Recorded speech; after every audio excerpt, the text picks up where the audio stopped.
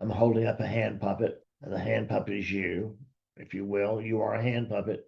Now, when the puppet moves its mouth, is it actually talking? Even if you hear it say, hello, how are you? Good day. That's not the hand talking. It's not even the puppet talking. That's the only thing that there is talking.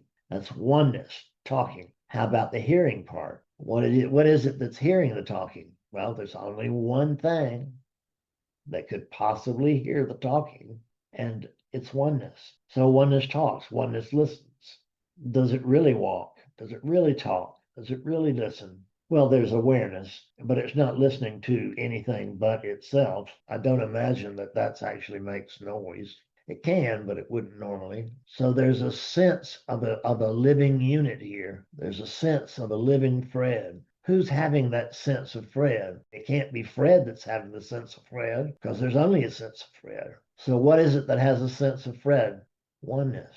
This is the only thing that can have a feeling, can process a thought, can have emotions run through it. Oneness doesn't have emotions itself, but they all play through it. If I look at a picture of something terrible and it breaks my heart and it makes me cry, that's not really oneness, because oneness, it has no judgment. It's not a damn fool. It can look in the picture and see the pain, and it can feel that, but it doesn't feel it on a personal level. It's not like that's my pain, says oneness. It's just pain. And it may be very bad. There's been a lot of that over here for years, but I'm only very rarely in pain, which means that I'm re-identified as a Fred. It may be hard to imagine, but we all have to re-identify as our imaginary character in order to suffer. There's not actually a Fred that can suffer. And awakeness doesn't suffer. It doesn't resist, and it doesn't promote. It just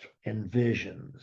In the absence of being a Fred, and I'm not, I've seen that very clearly for 25 years, or excuse me, not 25, but well, I've suspected it for 25, but I've seen it clearly for about 16 or something like that. But that doesn't stop the feeling. It just means that I don't believe the feeling any longer. It doesn't gin up a response very often. In a room where people are watching a television and there are sports, is what they're watching, I'm going to recognize that I am the television. I am the television. I am the electricity that powers it. I am the air through which it carries, but I'm not the thing itself, because I'm not a thing. I'm not a thing, but I'm a thing. In other words, there's no description that can touch me. You can't come close to guessing what I am, because there's no one to do that. Oneness can come close to guessing what it is, and there can be a moment of clarity where I see what I really am. What I really am is no thing. It doesn't have any attributes. It can't sing or swim or anything like that. It's not physical. When there's a pang of emotion, it's not anybody's.